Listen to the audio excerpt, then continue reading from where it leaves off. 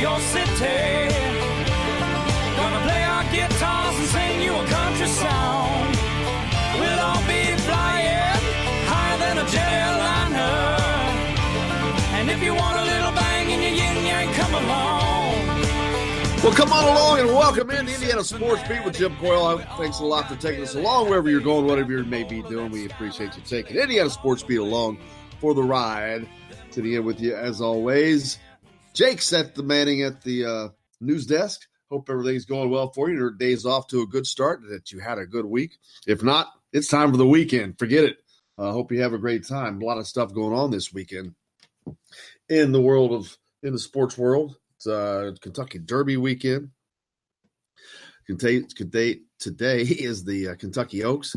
We've got a clip that we'll play from last year's Derby coverage with Kirk Haston, former Indiana basketball player Kirk Haston, and his call of his horse's race in the Derby. You'll get that later. What's that? But I hope you're having a great time. Hit us up on the text line, 812-269-6367. On the program today, Todd Leary. As always, our good friend, former Hoosier basketball player. And also, we hear from Andy Graham.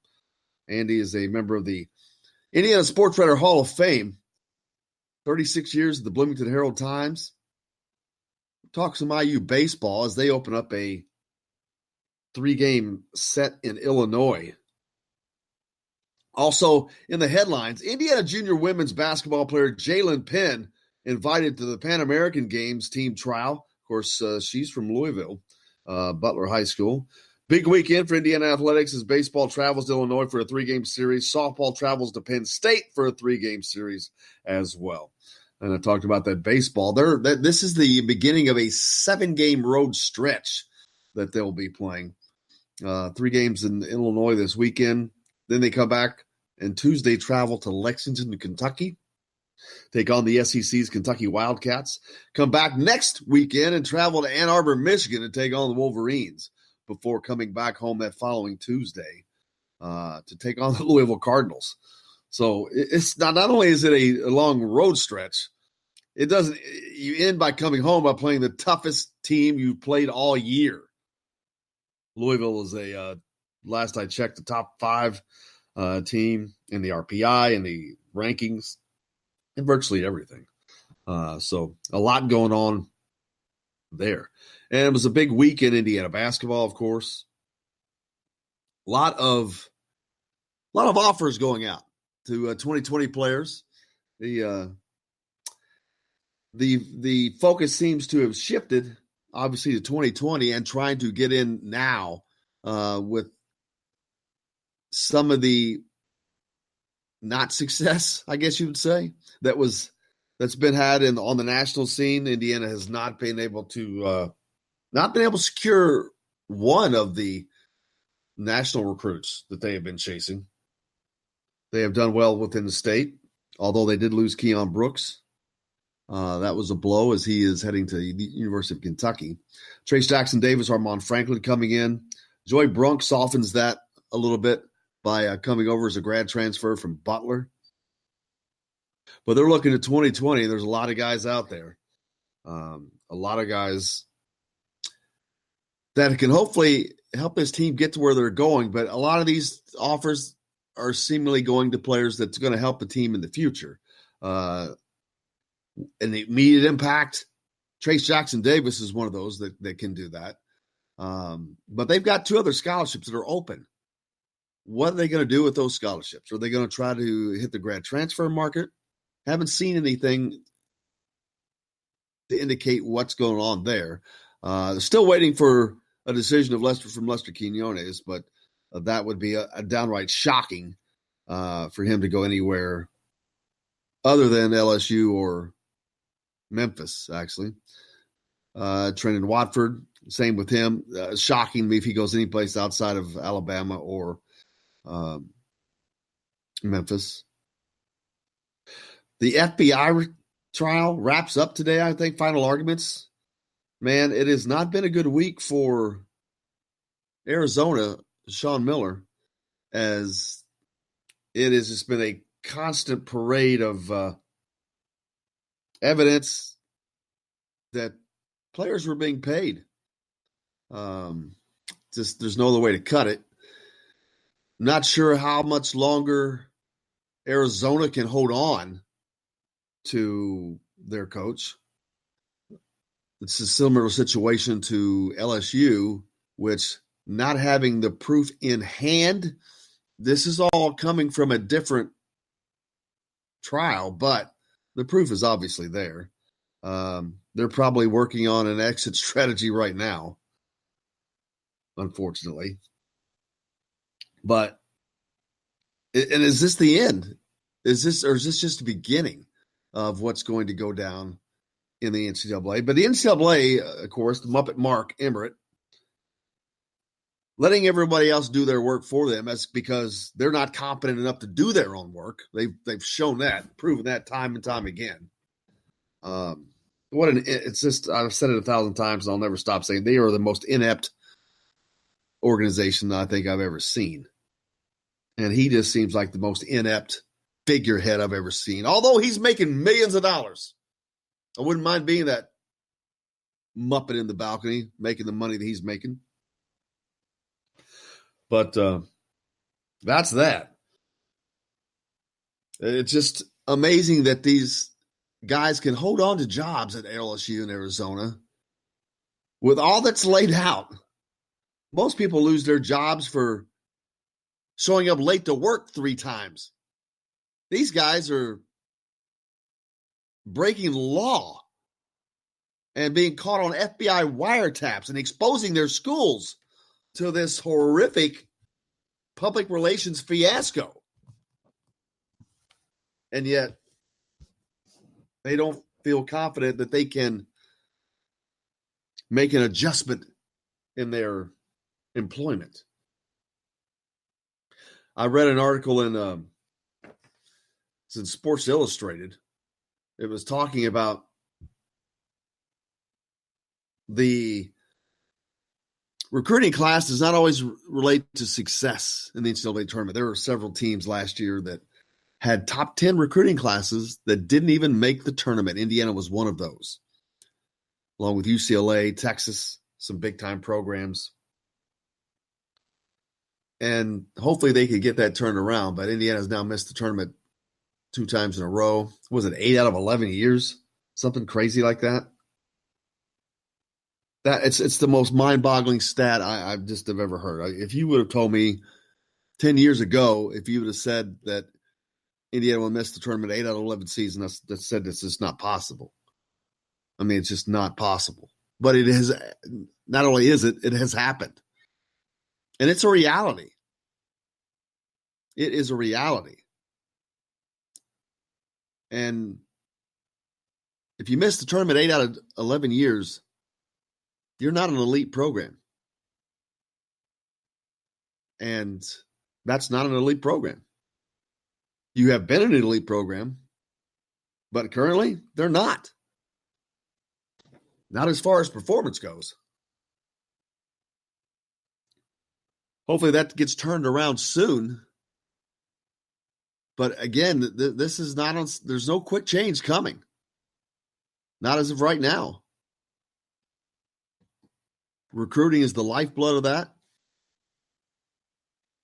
There's a lot of offers out that we talked about. Hopefully some of these pieces that they need in the right places fall together. But it makes you wonder where's the program going? Is it going in the right direction? I don't think that question can be answered right now. Fans will say, oh, yeah. Well, that's because they want it to be. But the reality, the truth, the honest answer is it can't be answered. We don't know. It's going to be another year. And if Indiana does not make the tournament next year, does Archie Miller survive that? Does he survive the program's 9th miss in 12 years with him having 3 straight, if that were to happen? I don't know. We'll have to wait to see what the climate is and what happens. But I'll be honest with you. I don't know that he would. if he misses a third straight tournament. But I can't imagine if they don't make the tournament. Obviously, it's not a good year. But hit us up on the text line, 812-269-6367 on the program today. Todd Leary joins us as always. Looking forward to talking to Todd and Andy Graham. Looking forward to talking to Andy. Andy is a great writer. Covered Indiana for a long, long time. We're going to talk mostly baseball with him, though. That's what he is covering, the Hoosier baseball team right now. What do you think the chances of Indiana? I don't think Indiana's chances of landing Lester Quinones are that good. What are your thoughts? What do you think? Send her in. Let me know. It's a free-flowing Friday. It's actually Oaks Day down in at Churchill Downs. And last year we had I did an Indiana themed Derby show on that Friday. We were at Churchill Downs. I'd planned on being there this year, but decided not to go. I'll go back down next year probably. But had a special guest.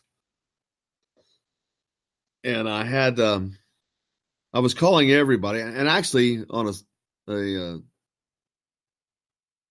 true somber note, 1 year ago today, we had Coach Bill Mallory on the program as part of what we were doing with the Derby thing. But he has fun with the horses. Him and a group would always go down to Keeneland twice a year. Would meet them afterwards, and down in Jeffersonville on their way back. Kit Klingelhofer, Coach Dave. Kit was the former SID with him. But last year I had set up calling a bunch of IU people and having them pick a Derby horse. Kirk Haston was one of those, and he took the unique spin of asked me, "Hey, can I pick my own Derby horse name?" I'm like, "Sure, you can do whatever the heck you want, man." So he has his own. He comes up with his own Derby horse, and none of this was planned. The funny thing is, not one of this. Not only was it not planned, it was not even talked about. I had no idea where this was going, and I just off the cuff said, "Well," he gives me the horse's name, and I'm like, "Well, how would that race go?" And if you'd like to find out, well, here's how that segment went. Well, the Derby favorite is, of course, Who Smelt It and Dealt It. But this is, I think it's because of this heart has such a big heart, and it's going to be it's not going to be the favorite, but it'll be one that gets a lot of action. His Heart is Hearted, and we're just going to really pull for him down the stretch. So we'll see how this goes. How do you think it's going to turn out? Well, I think it's going to go something a little like this. All right, ladies and gentlemen, it's a beautiful day at the Derby. We're getting ready to get set, and they're off. Well, Hoof-Hearted is really sticking it up out of the gate, but hopefully they'll pull it out down the stretch. And, man, I really am disappointed. Hoof-Hearted is pulling out. It's going past Charmin. Hoof-Hearted is coming down the stretch. Hoof-Hearted is picking up ground on Who Smelt It, They Dealt It. Hoof-Hearted. Unbelievable. It is unbelievable. These people are throwing it's toilet paper everywhere. Hoof-Hearted wins! Wow. That's still a year later. That's still it was the most surprising thing that I think we've ever done. Mainly because that was not planned in any way. The day before, when I was setting all that up and asking people if they'd come on, I think he asked me the day before if he could make his own Derby horse's name up. I'm like, yeah, I don't care. But I had no idea that we were going to do this race call. I didn't plan on asking him, and it was just an off the cuff kind of a thing that morning when we were doing it. And he was ready for the call because he went right into it. Funny stuff, man. Hey, we got a lot coming up on the program today. Todd Leary's on the show, like I said. Andy Graham, Indiana Sports Writing Hall of Fame member, is on as well. Stay tuned. We got plenty more coming back. Here's a reboot of Eric Gordon for you coming up next. But stay tuned. Right after this, we're back with more on Indiana Sports Beat. We'll be back. Nice day to start again. It's a nice day for a white wedding. It's a nice day to start again.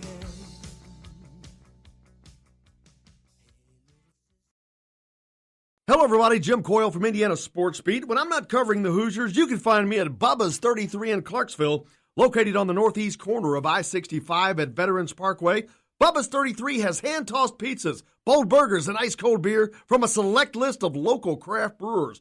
An incredible food selection, all made fresh daily. Whether you're meeting the team for that post-win meal in the family dining area or meeting friends for happy hour to watch the game on one of Bubba's 50 TVs. Bubba's 33 in Clarksville. Pizza, burgers, beer. We all want a winning smile for those championship photos, and that's exactly what you will get at Reynolds Family Dentistry in Sellersburg. Reynolds Family Dentistry has been serving the dental needs of Hoosier families for over 30 years. Let Doctors Roger and Jay Reynolds take care of your family. Just off of I-65 at 809 South Indiana Avenue in Sellersburg. Call 812-246-3368. That's Reynolds Family Dentistry, 812-246-3368.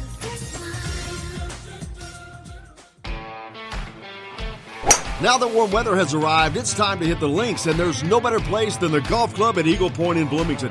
Voted best golf course by the readers of the Bloomington Herald-Times, the golf club at Eagle Point is under new ownership, has new fairways and bunkers, and it's open to the public. When the round's over, there's cold beer and a full menu at the Eagle Point Pub and Bistro.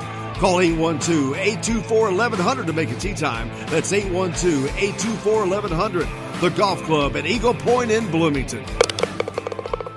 It's Jim Coyle with the Indiana Sports Beat. And I'm Justin Kalen with Indiana Sports Beat. Justin, what's your favorite show? It's got to be Indiana Sports Beat, but I'm not ever sure where to find it. Well, you can always like and follow us on Facebook. Always follow the show rebroadcast on iTunes, Google Play, iHeartRadio, Spotify.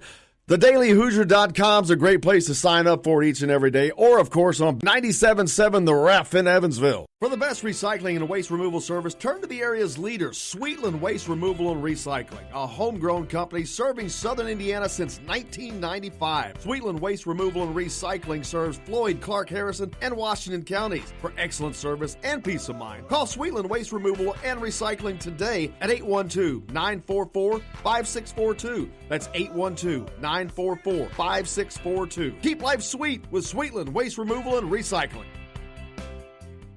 All across the country, people are coming together to speed up what we can learn about health. The All of Us Research Program is calling on 1 million people to join us as we try to change the future of health.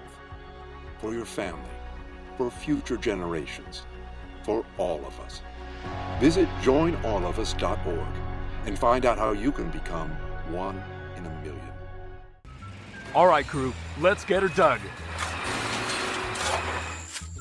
Honey, you want to give me a hand? I'm planting that tree, remember? No matter how large or small your digging project may be, no matter how urban or rural, you must always call 811 before any digging project. 811 is our national one-call number, alerting your local utility companies to come out and mark any lines they have near your dig site. You must call 811 at least 2 to 3 business days before any digging project, so you can avoid hitting our essential buried utilities. This includes natural gas and petroleum pipelines, electric, communication cables, and water and sewer lines.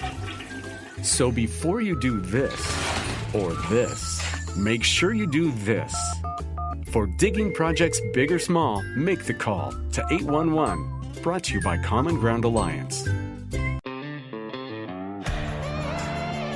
Hey sports fans, this is Lily King. Make sure you tune into Indiana Sports Beat with Jim Coyle.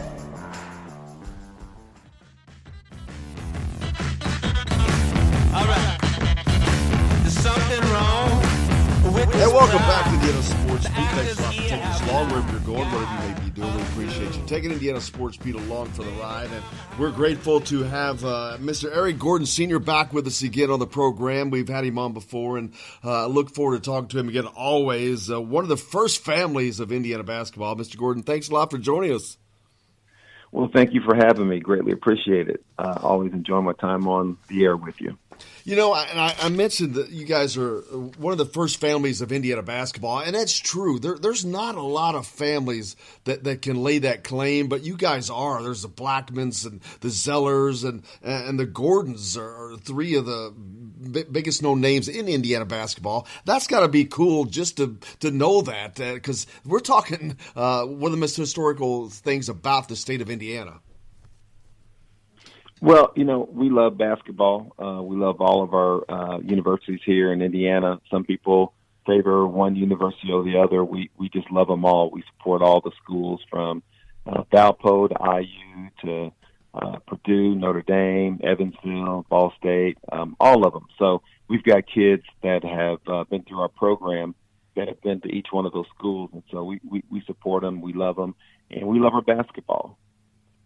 And being a part of one of the great families of the state of Indiana basketball history, that's a great legacy already left. But you guys are doing so much more to add to that, all of you. I mean, you're involved with the AAU part aspects of it. You work out with kids. Of course, your son currently in the NBA, Eric, in the NBA now. But you guys do so much to continue that. And you don't have to do that. You guys could just rest on your laurels and do whatever you want to do, but you've actively chosen to remain a part of the state's basketball legacy and to grow that.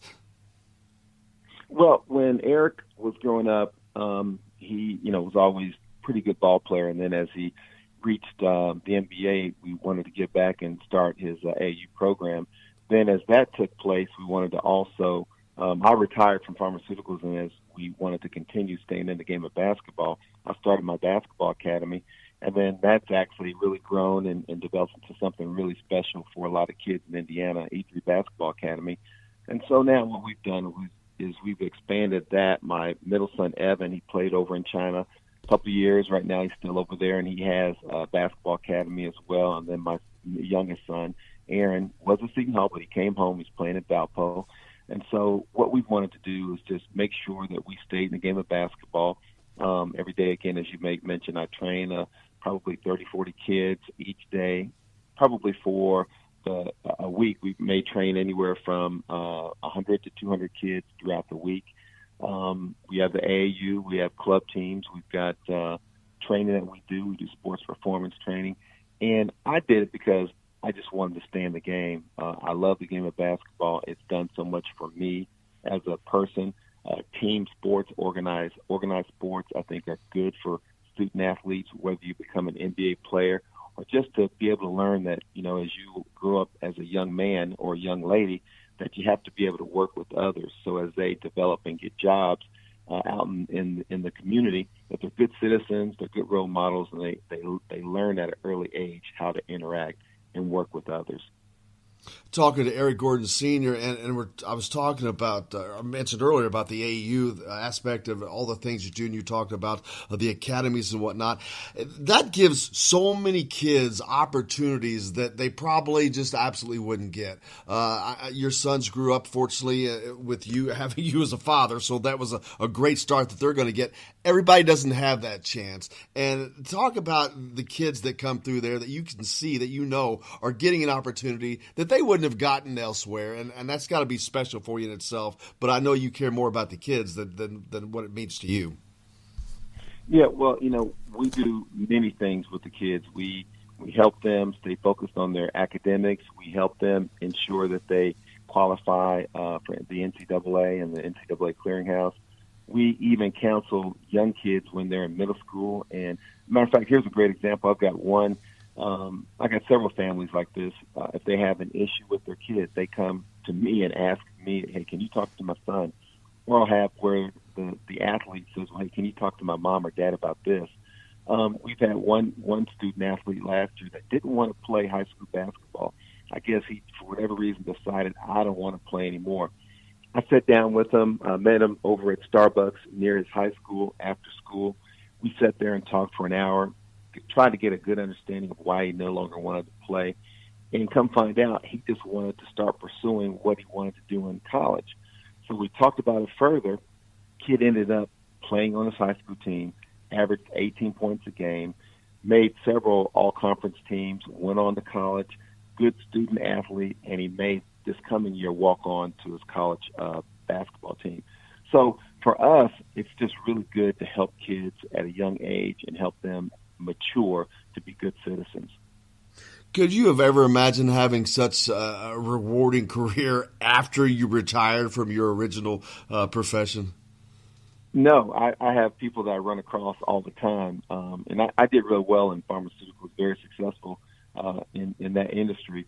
And I run across people all the time and say, hey, do you miss it? Do you miss it? I said, no, I got the best job right now in the world, and that's helping mold young student athletes and helping them reach their potential and helping families help their student athlete reach their potential. So there's nothing better. And I don't know if there's any better time in the world for people like you to be out there, because the climate in college basketball, college athletics period, but college basketball right now is not its best, obviously. And there are people being preyed upon. There are people preying upon kids, preying upon their families, and especially lower income families. This is probably the best thing that can ever happen until all these kids are involved with you and other programs like it. Yeah, I mean, there's a lot of good quality programs across the state of Indiana and across the country. There's a lot. I could name several. But what we try and do is do everything the same way I have done with my three sons and share sort of the roadmap that we've done and share some of the successes. I have parents all the time. How did you do this? How did you work on recruiting? How did you work with your coach? How did you work with your high school coaches?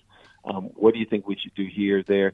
And I just basically am a sounding board to help parents that haven't done it before. And since I have three sons that all played at a high level, I try and make sure that I give them a sounding board and I give them some suggestions and direction to help their kids be successful as well.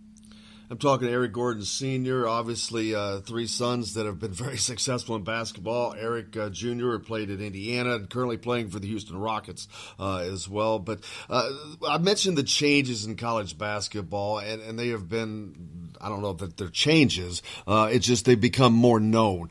So many people that are like preying upon kids like I talked about through the AAU circuits.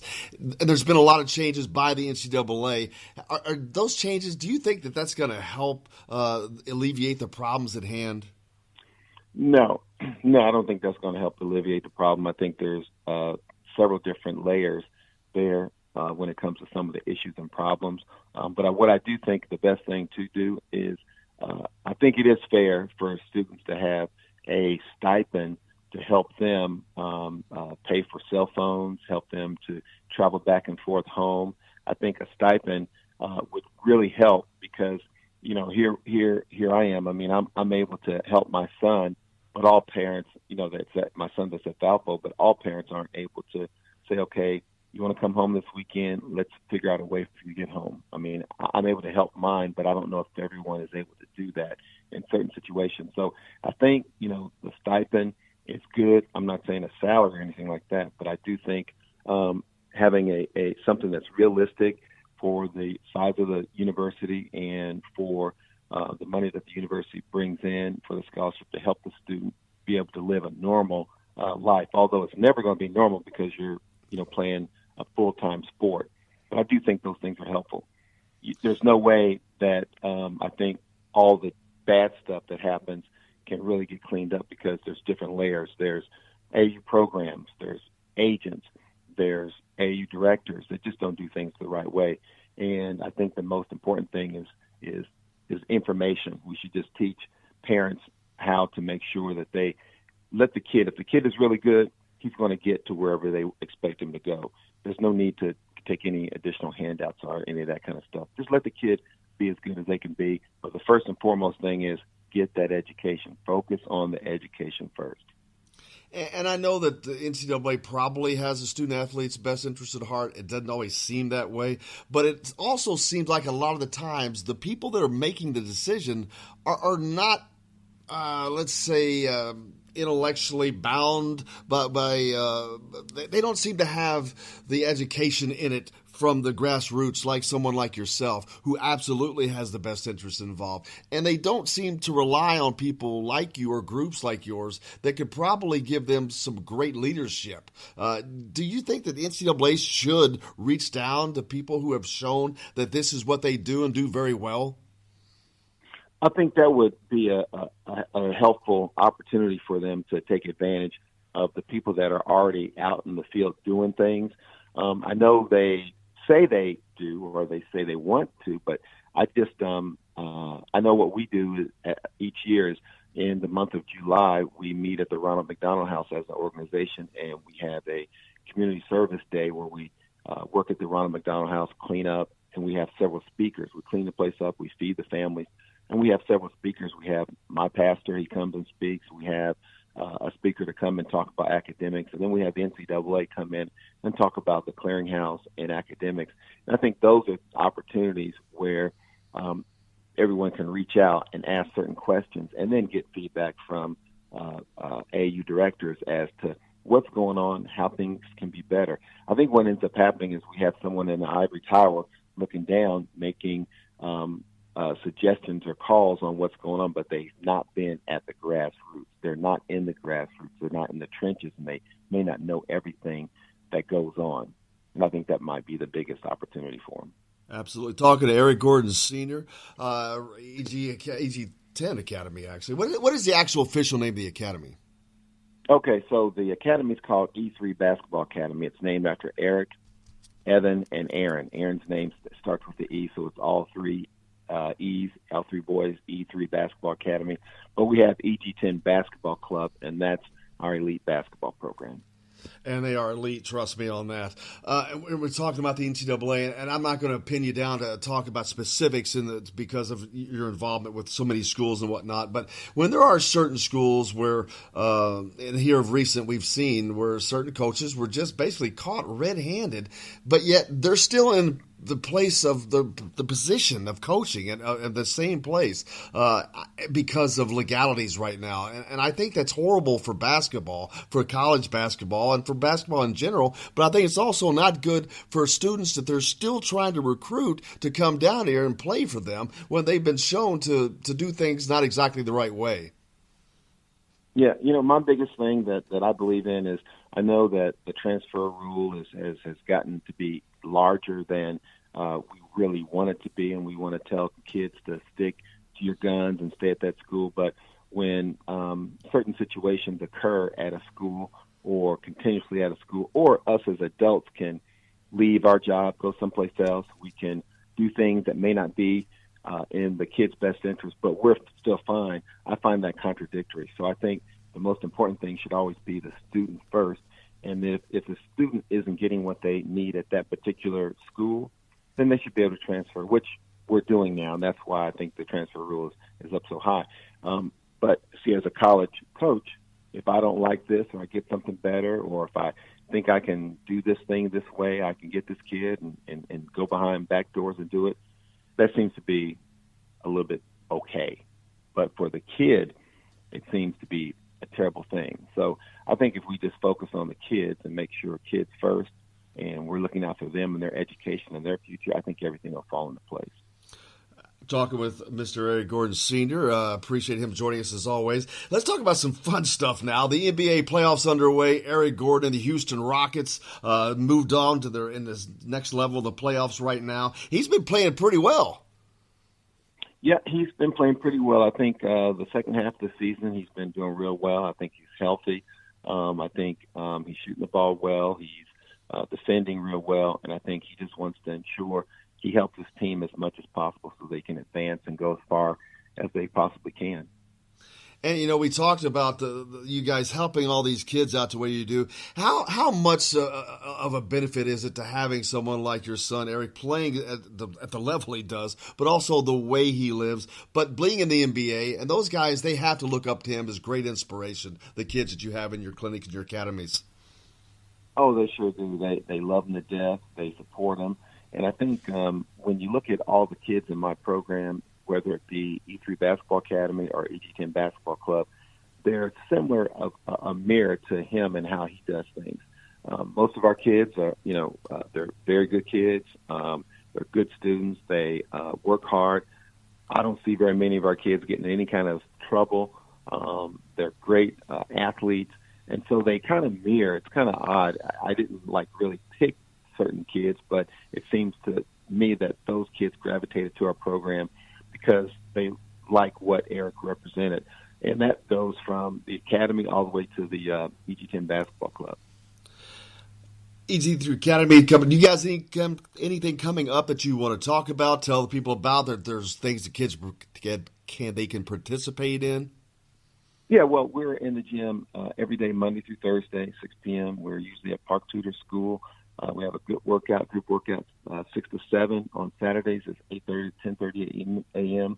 Again at Park Tudor. The biggest thing we got going on coming up soon is we're going to have our tournament. EG10 is going to be called the EG10 Classic, and that's going to be May 10th through 12th, and we'll be at North Central Park Tudor. We'll be on the north side of town. We'll be also at the Sports Zone. Great opportunity to come out and see some great talent coming in from state and within state. And so we're just looking forward to hosting our first tournament. Mr. Gordon, I can't thank you enough. Make sure you check out the EG10 Classic, May 10 through 12, Park Tudor, North Central. I can't thank you enough for joining us. We always appreciate it so greatly and look forward to doing it again. Thank you very much. Appreciate your time. Thank you. Hey, we do appreciate Mr. Gordon joining us. That was awesome to always speak to him. I look forward to having him on again and looking forward to talking to Eric once the playoffs are over. Hopefully that is a successful run for him, though. But, hey, plenty more coming up on the program today. Todd Leary, former IU hoop star, joins us, as does Andy Graham. He's a member of the Indiana Sports Writing Hall of Fame. All that and more coming up here on Indiana Sports Beat from the studios at Eagle Point Golf Club right after this.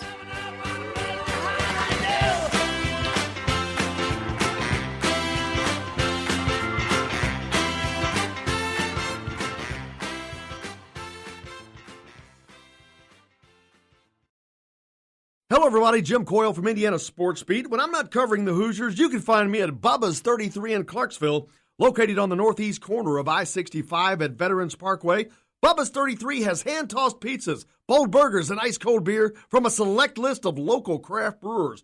An incredible food selection, all made fresh daily.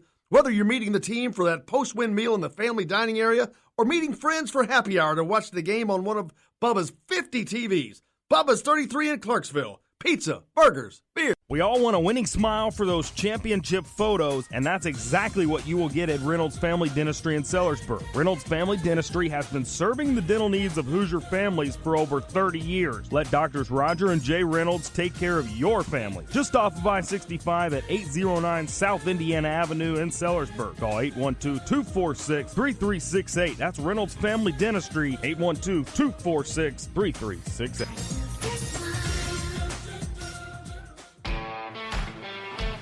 Now that warm weather has arrived, it's time to hit the links, and there's no better place than the golf club at Eagle Point in Bloomington.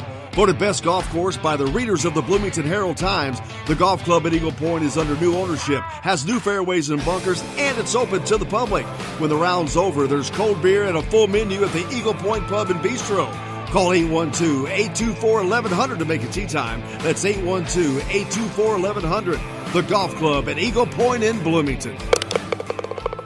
It's Jim Coyle with Indiana Sports Beat. And I'm Justin Kalen with Indiana Sports Beat. Justin, what's your favorite show? It's got to be Indiana Sports Beat, but I'm not ever sure where to find it. Well, you can always like and follow us on Facebook. Always follow the show rebroadcast on iTunes, Google Play, iHeartRadio, Spotify. TheDailyHoosier.com is a great place to sign up for each and every day. Or, of course, on 97.7 The Ref in Evansville. For the best recycling and waste removal service, turn to the area's leader, Sweetland Waste Removal and Recycling, a homegrown company serving southern Indiana since 1995. Sweetland Waste Removal and Recycling serves Floyd, Clark, Harrison, and Washington counties. For excellent service and peace of mind, call Sweetland Waste Removal and Recycling today at 812-944-5642. That's 812-944-5642. Keep life sweet with Sweetland Waste Removal and Recycling. All across the country, people are coming together to speed up what we can learn about health. The All of Us research program is calling on 1 million people to join us as we try to change the future of health. For your family, for future generations, for all of us. Visit joinallofus.org and find out how you can become one in a million. All right, crew, let's get her dug. Honey, want to give me a hand? I'm planting that tree, remember? No matter how large or small your digging project may be, no matter how urban or rural, you must always call 811 before any digging project. 811 is our national one-call number, alerting your local utility companies to come out and mark any lines they have near your dig site.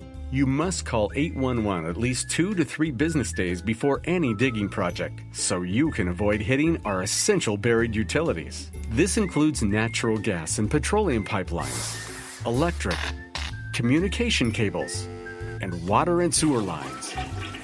So before you do this or this, make sure you do this. For digging projects big or small, make the call to 811. Brought to you by Common Ground Alliance. Hey sports fans, this is Lily King. Make sure you tune into Indiana Sports Week with Jim Coyle.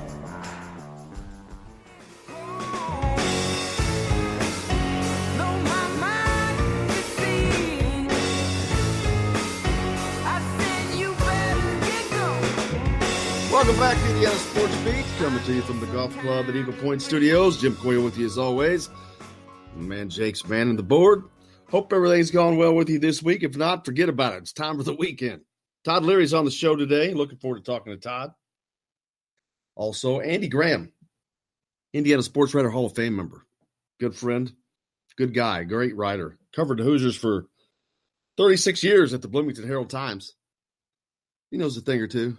He's seen a thing or two. Been around. Man, and some disturbing news in Iowa. A former AAU coach been sentenced to 180 years in prison for, molesting boys that were under his care. Unbelievable. He had amassed a collection of over 440 images and videos and was said to have molested 15 boys over 20-year time. But it was a very successful program and very shocking as he was involved in that for such a long time. But sad news. But it's unfortunately the world we live in. But hope your day's off to a good start and plenty to talk about for Indiana basketball. The offers are flying for the 2020 group. One of those, the kid from Woodstock Academy in Connecticut, Matt Cross. He's a typical Archie Miller type player. He's a 6'7" wing that can shoot the ball. You know, he kind of reminds me of Will Sheehy. And that's not a bad comparison. Will Sheehy was a pretty daggone good player for the Hoosiers. And they've missed having a player like Sheehy or Hulls or Watford. They're missing a spark. That's, if I talked about last year's team, that's exactly what comes to mind. There was no spark. There was no life.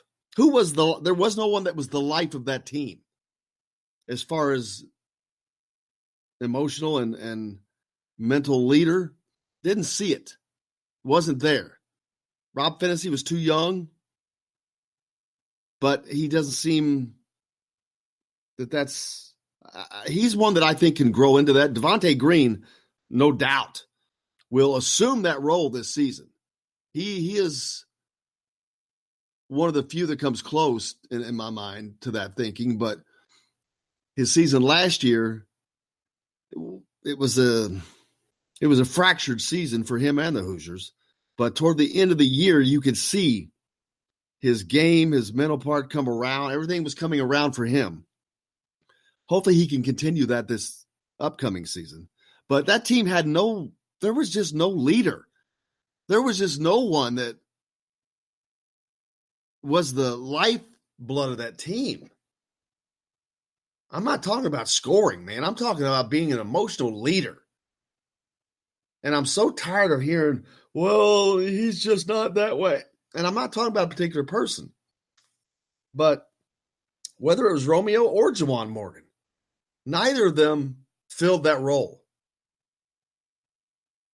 And, it's easy to say, well, that's just not their personality. Crap with that. Bull crap. You can become something when your team needs you. You can step up and fill a void. Now, that's too much to ask of Romeo Langford because of his youth and because that's not his normal personality. So you can't hang that on him, and I don't. But I'll be honest with you, I'd like to have seen a lot more out of Juwan Morgan. I'd like to have seen him step up and just lead that team, and I didn't see it. There may have been flashes, but overall I didn't see it, and I'm not blaming him. It's just pointing something out. Surely, how in the world, out of that many guys, can you not have one alpha male? Well, they do in Devontae, but Devontae's season was fractured. But usually there's more than one. Usually there's alpha males banging heads like rams. I think Trace Jackson can grow into that. He's comfortable. I've spoken with him many times after games and whatnot. He's comfortable within his skin. You can tell that. Now, I don't see him coming in as a freshman and doing that, but I wouldn't be surprised to see him try to do that. And that would be welcome to see. Because somebody has to do that.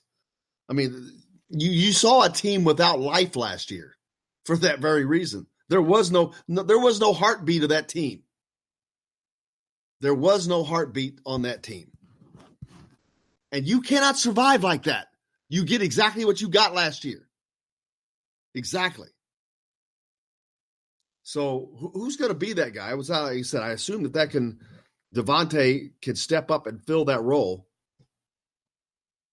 I think Rob Finney's going to get better at that. I also think that he won't try to usurp Devontae, his running mate, but I think he'll complement him very well. I think they're going to be set up a lot better next year, to be honest with you. I think they're going to be a hungrier team next year. I think they're going to be a more aggressive team next year, a team that has more fight to them. But that's just my lowly opinion. And we'll see about that. Got a text in on the text line from Tim. Saw a headline about an interesting development that could affect Lester Quinones. I'm assuming that was a commitment to Memphis by another player. I'm not following them, but I think I did see that there was someone that committed to Memphis that was exactly in maybe his position. But I don't know that that's going to. I don't think that matters. These guys think that they are the guy. They think they're the guy, number one. Now, I also saw, I think it was this very person, I saw a tweet or something, and I wish I would have saved it, but they committed to Memphis, and listed the well, I don't think, no, they didn't commit yet, I don't think. But they listed the very reasons of why Memphis is probably their leader. And it talked about Penny Hardaway and Miller. I think it's Mike Miller, his assistant, both with extensive NBA ties and experience. He listed that as reasons of getting to the NBA. Well, that's all Quinones cares about. I don't think that that's going to affect him going to Memphis or LSU. I don't see him at Indiana unless something catastrophic happens to prevent that. And I don't see, and I'm talking about NCAA issues. I don't see that happening to Memphis. No, I damn sure expected that. I don't see anybody going to LSU. I'm going to be honest with you. There is no freaking way. There's no way that Wade survives that. If he survives that, the NCAA needs to shut its doors. I swear, if he survives this, the NCAA is completely useless. They're almost useless right now. But if he survives that, they need to shut their doors. They are pointless. Toothless and pointless and gutless. They're nothing but less. So there's no way that anybody is going to go to LSU with, well, it doesn't affect him, but it doesn't affect the players. But I can't see Wade coaching LSU completely through the season next year. Tim also said, Saul, 2019 Mr. Basketball of Ohio is back on the market. We'll see if Archie makes a run. Because they're making runs at about everybody right now. Bill hit us up on the text line. There is not one player, unless that player may be Joey Brunk because of growing up a Hoosier at heart. Maybe he becomes that emotional spark and player to ignite the team. Pretty much how I feel, with the exception of Devontae, like I said. But his season was stunted at his own doing last year. But I think he rebounded very maturely and very well. And he sees a grand opportunity in front of him to be that guy because he is an alpha male. But he sees this opportunity. I remember I talked to him about that in the locker room after one of the NIT games. I may have to try to find that another day, but I asked him specifically about that. And he's well aware that this is, quote unquote, his team next year as far as leadership role goes. He is an alpha male. He is emotional. If he can learn to harness that, it will serve Indiana well. They need it in some form. They were the most deadheaded team I've ever seen ever at Indiana. Ever that I have watched Indiana. Ever. Last year. And you just can't live on going through the motions and having no emotion. Something has to get you up. Something has to fire you up at times. Sometimes you have to do extraordinary things. Extraordinary challenges call for extraordinary measures by extraordinary people doing extraordinary things. There was nothing extraordinary last year. Hopefully that changes this season. But that's yet to be seen. We'll find out. Duke lost to guard Boogie Ellis, asked for his release. Do I think Archie has already reached out? That's from Tim. Probably everybody has reached out, but that's the kind of thing I'm talking about that could come as a big change. We'll talk about all this and more in the next hour, but They've got 2 scholarships open, man. There's no reason to not take a chance at these guys. And we'll see what they can do. But stay tuned. Indiana Sports Beat with Todd Leary's coming up in the next hour. You've got Andy Graham the next hour. We got plenty to get to. Coming to you from the Golf Club at Eagle Point Studios. Back with more right after this.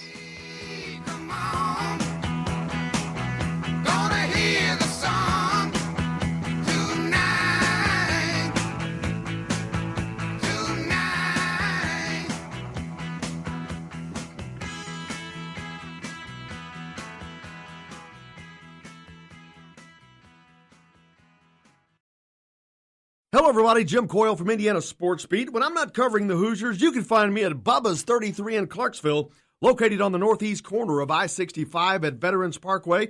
Bubba's 33 has hand-tossed pizzas, bold burgers, and ice-cold beer from a select list of local craft brewers.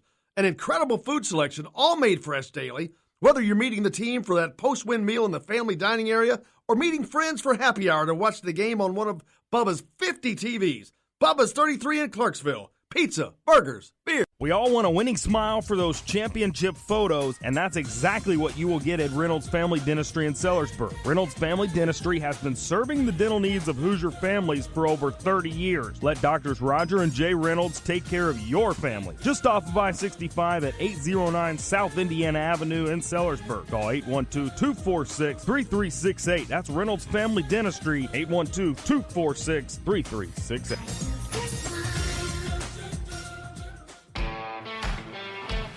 Now that warm weather has arrived, it's time to hit the links, and there's no better place than the Golf Club at Eagle Point in Bloomington.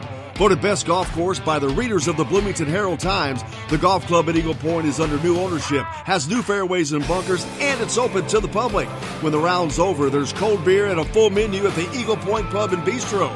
Call 812-824-1100 to make a tee time. That's 812-824-1100. The Golf Club at Eagle Point in Bloomington. It's Jim Coyle with Indiana Sports Beat. And I'm Justin Kalen with Indiana Sports Beat. Justin, what's your favorite show? It's got to be Indiana Sports Beat, but I'm not ever sure where to find it. Well, you can always like and follow us on Facebook. Always follow the show rebroadcast on iTunes, Google Play, iHeartRadio, Spotify. TheDailyHoosier.com is a great place to sign up for each and every day, or, of course, on 97.7 The Ref in Evansville. For the best recycling and waste removal service, turn to the area's leader, Sweetland Waste Removal and Recycling, a homegrown company serving southern Indiana since 1995. Sweetland Waste Removal and Recycling serves Floyd, Clark, Harrison, and Washington counties. For excellent service and peace of mind, call Sweetland Waste Removal and Recycling today at 812-944-5642. That's 812-944-5642. Keep life sweet with Sweetland Waste Removal and Recycling. All across the country, people are coming together to speed up what we can learn about health. The All of Us Research Program is calling on 1 million people to join us as we try to change the future of health. For your family, for future generations, for all of us. Visit joinallofus.org and find out how you can become 1 in a million. All right, crew, let's get her dug.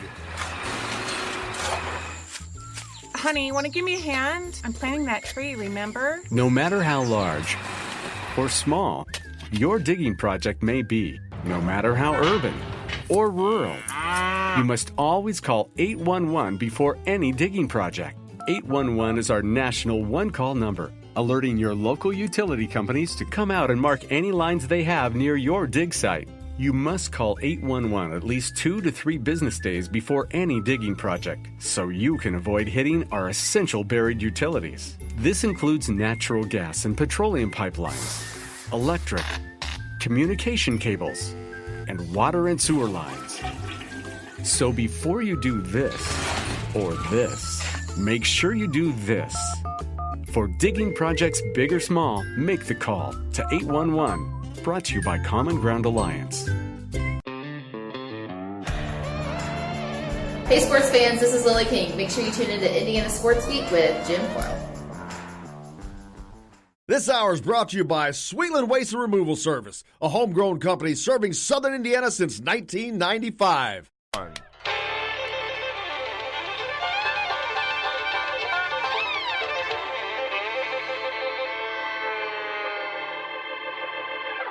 Well, we're coming to your city. Gonna play our guitars and sing you a country song. We'll all be flying higher than a jetliner. And if you want a little bang in your yin yang, come along. Well, come on along, and thanks a lot for doing so. Indiana Sports Beat with Jim Coyle's on here right now. Golf coming to you from the Golf Club at Eagle Point Studios. If you haven't had a good week, then forget about it. Let's get to the weekend. Todd Leary is on the program today. We'll also talk with Andy Graham, a member of the Indiana Sports Writers Hall of Fame, covered the Hoosiers for 36 years at the Bloomington Herald-Times. So plenty to talk about with those guys. Looking forward to it. Lots of recruiting news going on as well. Lots of things to talk about. There's a lot of offers being thrown about out by Archie Miller, mainly in the 2020 class. Is when that's from. So, but in the headlines, Indiana junior women's basketball player Jalen Penn was invited to the Pan American Games team trial. So wish her good luck. She's been a great player for the Hoosiers. Came in from Louisville. A big weekend for Indiana athletics as baseball's travels to Illinois to take on a 3-game series. We'll talk about that with Andy Graham when he's on. And the softball team travels to Penn State for a 3-game series as well.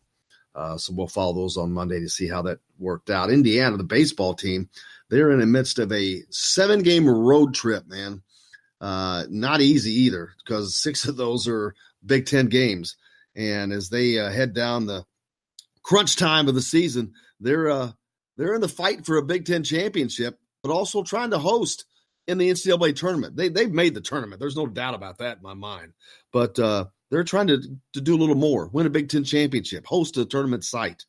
We'll see what they can get done, because these 7 games starting tonight, 3 at Illinois over in Champaign, and they come home for just visit, but they travel on to Lexington, Kentucky on Tuesday to take on the SEC's Kentucky Wildcats, and then back next weekend they travel to Ann Arbor, Michigan to take on the Wolverines before coming home that following Tuesday to take on their toughest game of the season, the Louisville Cardinals, a top 5 ranked team.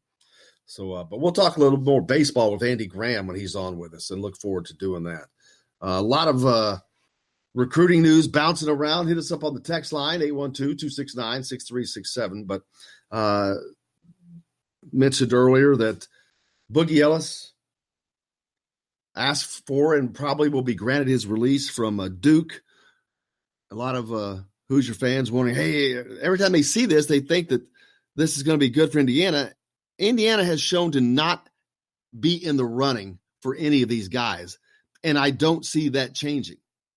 I don't see them looking at Indiana as a landing spot. They're not looking at – these guys are wanting success next year. They want to go to a team that is going to be successful next year. By successful, I mean competing, not being in, but competing in the NCAA tournament for a national championship. They want to be on a team they think will be competitive next year.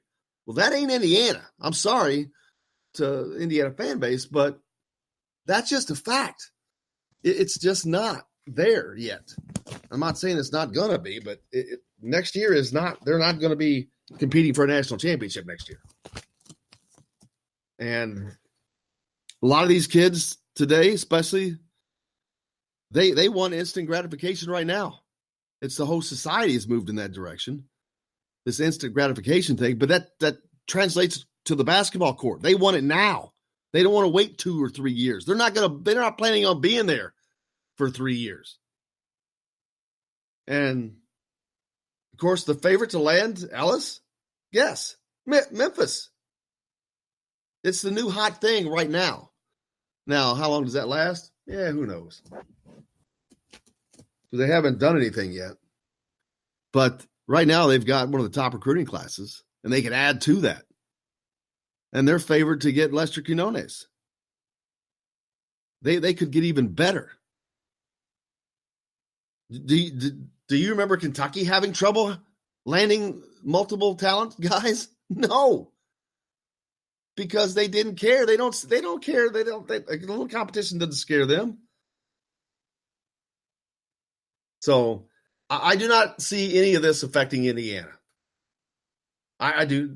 Indiana's recruiting has shifted. Its focus has shifted to 2020.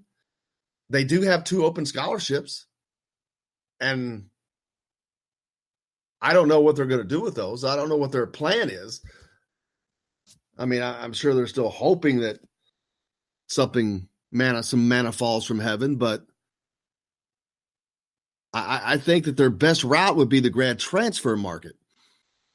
I posted something a while back. There were over 700 names in that NCAA trade portal. A lot of names out there. You tell me you can't find 2 out of 700 that can help your team for a year?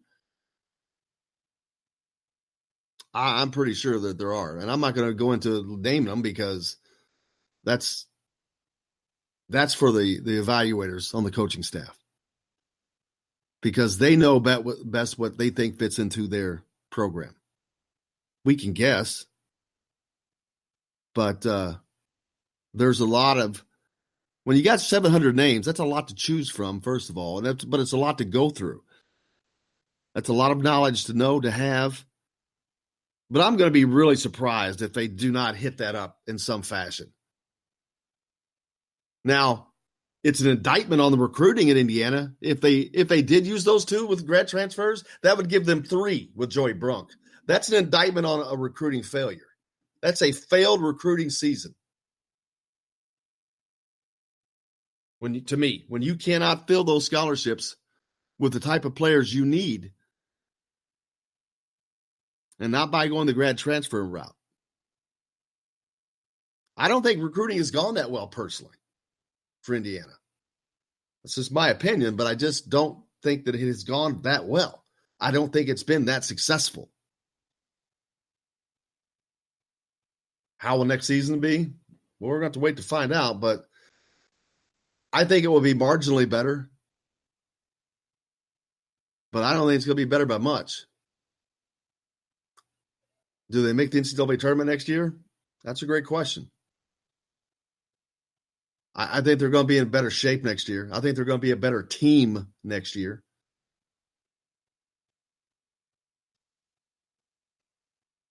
But we'll certainly have to find that out. Tim hit us up on the text line. Does Boogie commit to Memphis because they were on his list before he committed to Duke? Would that help us or help Indiana get Lester Quinones? I don't know if he commits to Memphis, but I'm going to say yes, he does, because the other schools were on his list were nothing to write home about. He wants to go to Memphis. He wants to be a part of that. And the question, do I think that helps Indiana get Lester Quinones? I don't think Lester Quinones is coming to Indiana, period, under any circumstance. Indiana is down the list, even though he said otherwise on the air. He's not coming to Indiana. I'm going to be shocked and eating crow if he does, and I'll do it. But I'm willing to sit here and say he's not coming to Indiana. They're not landing these guys. They haven't landed one yet. And that's not going to change this season. These guys are not from Indiana. They don't care about coming in and building this program. They care about number one, me. I can promise you Quinones is a me guy. But that's not changing. That's why Indiana's focus has shifted to 2020. This recruiting season is lost unless something falls into their lap. It's grad transfer route or a stroke of luck, but they have really moved their efforts to next year. I'm sure they're still working on filling this void, but the gear has shifted. It's obvious by the offers that are flying around, all of which are to 2020 guys. Thanks a lot for the text, Tim. We appreciate it. You can always do so at 812-269-6367. It's the lifeblood of success is recruiting. And a blow to Indiana was losing Keon Brooks. That was a blow, not just in talent. It was a blow from a PR standpoint. There's no way that it did not affect guys that are on the fence. It'll knock them off the fence. And a lot of fans are just wanting to see a lot of Indiana guys in there, which again, I get that, but you can't have all Indiana. You could, but you'd be missing out on some talent. There's a lot of talent out there. You need the best players on your roster, the players that make your team the best, and I don't care where they're from. Now, you want to have a good mix, but I promise you the guys on the team don't care where they're from. They want to win. That's what they want to do. They want to win. That's the goal of everyone. Little soapbox talk today, but that's where we are. Hey, we've got plenty more coming up on the show. Thanks a lot for joining Indiana Sports Beat. We're coming to you from the Golf Club at Eagle Point Studios. Coming up next, Indiana Sports Writing Hall of Fame member Andy Graham, 36 years at the Bloomington Herald-Times covering the Hoosiers. We're going to talk a lot of baseball with Andy. We'll be back with that. Todd Leary's on the show today as well. Stay tuned. Indiana Sports Beat back with more after this.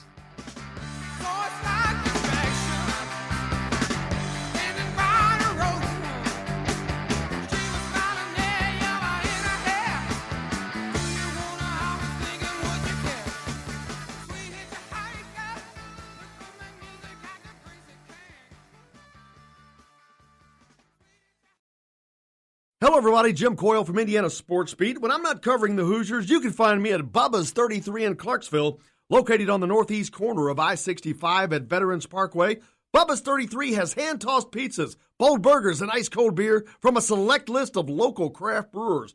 An incredible food selection, all made fresh daily. Whether you're meeting the team for that post-win meal in the family dining area or meeting friends for happy hour to watch the game on one of Bubba's 50 TVs. Bubba's 33 in Clarksville. Pizza, burgers, beer. We all want a winning smile for those championship photos, and that's exactly what you will get at Reynolds Family Dentistry in Sellersburg. Reynolds Family Dentistry has been serving the dental needs of Hoosier families for over 30 years. Let Doctors Roger and Jay Reynolds take care of your family. Just off of I-65 at 809 South Indiana Avenue in Sellersburg. Call 812-246-3368. That's Reynolds Family Dentistry, 812-246-3368.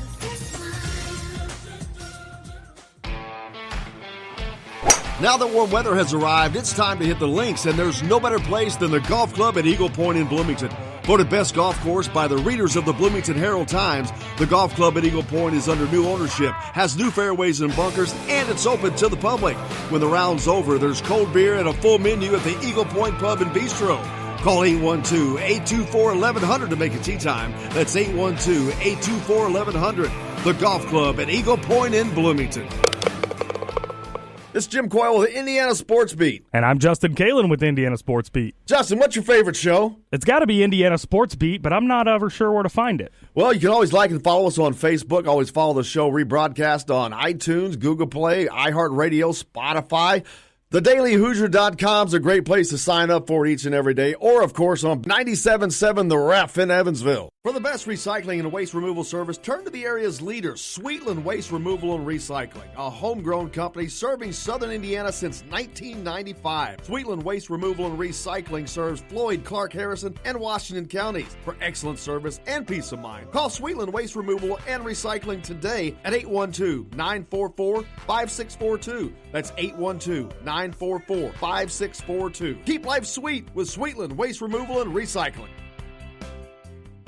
All across the country, people are coming together to speed up what we can learn about health.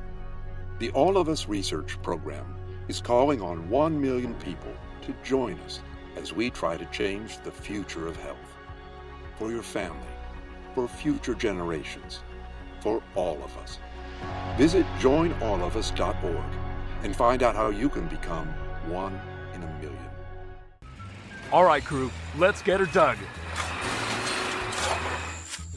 Honey, you want to give me a hand? I'm planting that tree, remember? No matter how large or small your digging project may be, no matter how urban or rural, you must always call 811 before any digging project. 811 is our national one-call number. alerting your local utility companies to come out and mark any lines they have near your dig site. You must call 811 at least 2 to 3 business days before any digging project, so you can avoid hitting our essential buried utilities. This includes natural gas and petroleum pipelines, electric, communication cables, and water and sewer lines. So before you do this or this, make sure you do this. For digging projects big or small, make the call to 811. Brought to you by Common Ground Alliance. Hey sports fans, this is Lily King. Make sure you tune into Indiana Sports Beat with Jim Coral. Today's guest is brought to you by Reynolds Family Dentistry of Sellersburg. You need $1 million smile for those championship photos, and that's exactly what you'll get with Reynolds Family Dentistry.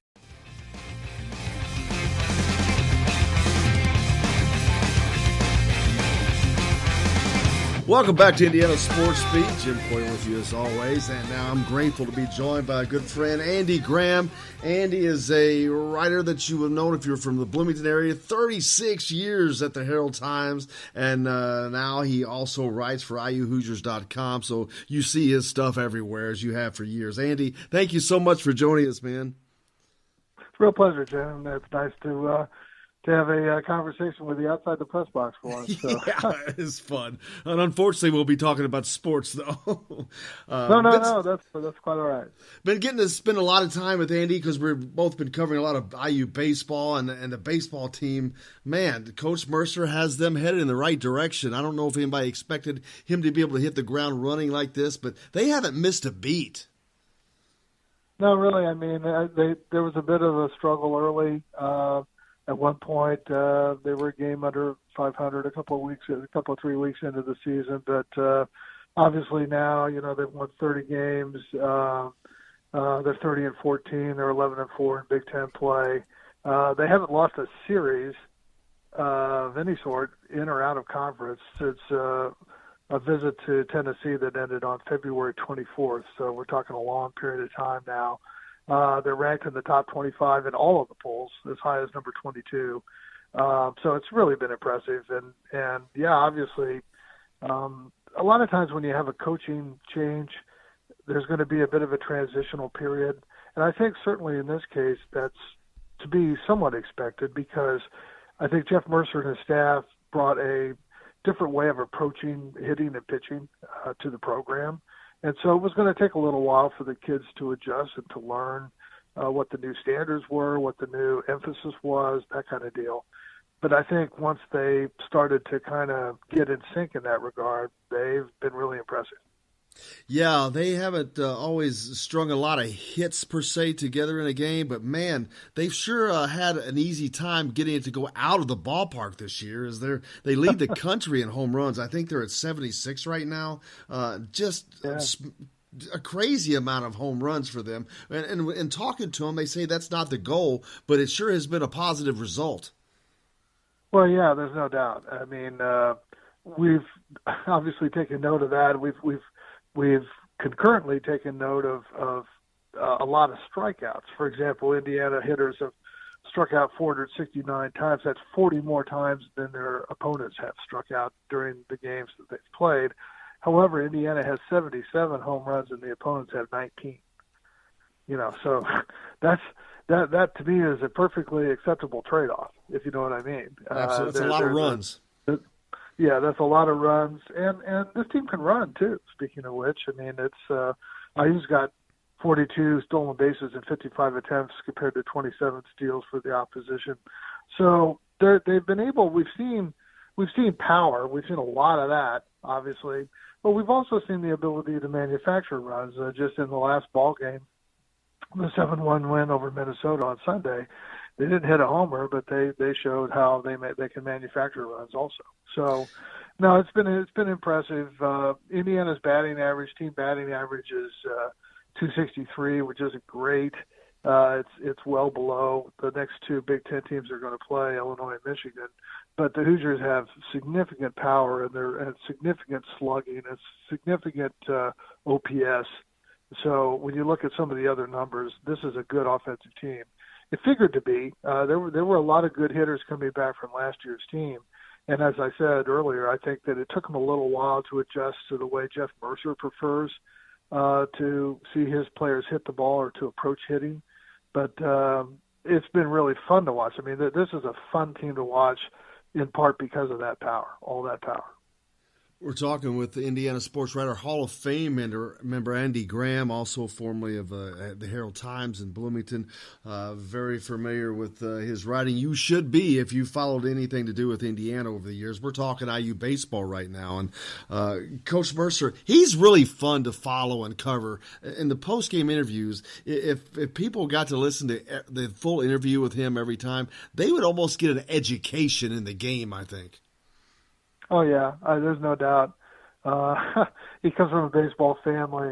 He speaks like a baseball lifer, and he has a definite tendency to wax philosophical in regard to the game. Basically, anytime you talk to him, which is fun. I mean, if you're interested in the game, I think baseball is one of the more interesting games, just from a cerebral point of view, that we have, and it's a thinking man's game, in my opinion. And so, yeah. Jeff Mercer is exactly the kind of guy that you want. And for a young guy, he's extremely impressive in terms of the depth of thought and nuance that he brings to the game. And you can tell, at least I get it. I think I get that when I talk to him after the games, that he's looking at the big picture and the big picture only. I mean, of course, he wants to win every day, but he's looking at building the program at Indiana. He's looking at long term. He's looking at the future and establishing a level that he wants it to be the norm, not something that they aspire to. Yeah, I agree. And obviously, as I said, I mean, a lot of times a coaching transition can rightfully be expected to have a bit of a transitional time where, achievement isn't really the thing, but you're trying to set up a culture and you're trying to set up an approach to the game that you want to carry forward into subsequent seasons.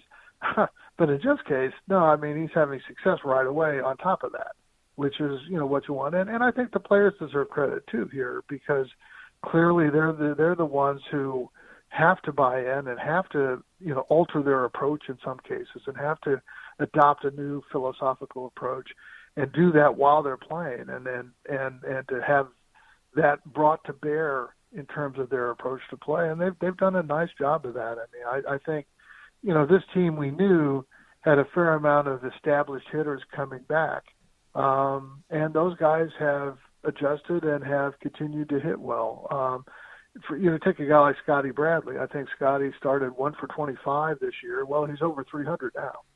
He's got a slugging percentage over 600 now. So, I look at guys like Matt Lloyd and Matt Gorski, guys like that, who were good hitters before, but Matt Lloyd's a better hitter now. There was a national baseball guy who I'm going to paraphrase. He shall go nameless, but who was in watching the team this past week, and even before Matt Lloyd, I think, hit the 3-run game-winning homer on Saturday, he said that Matt Lloyd should be in the pros now. But he said this year has helped him because his bona fides in regard to his professional resume has been enhanced by this season. He's got 14 home runs. He's leading the Big Ten, I believe, in home runs and maybe RBI. I'd have to check that out. But he's slugging .652. He's at a .317 average. That's up from last year. So Jeff Mercer's influence on Matt Lloyd, I think, has been positive. And there's no doubt that Matt Lloyd's influence on this team has been positive, and Jeff Mercer's made many statements to that effect. We all got a good chuckle when we were talking to Lloyd after he hit the really dramatic, downright thrilling, actually, 3-run homer in the bottom of the ninth to cap the comeback on Saturday. And we're in the batting cages, and we're getting ready to talk, and Mercer, who had just finished his interview with us, was leaving, and he, hollers back over his shoulder, Matt Lloyd is the baddest man alive.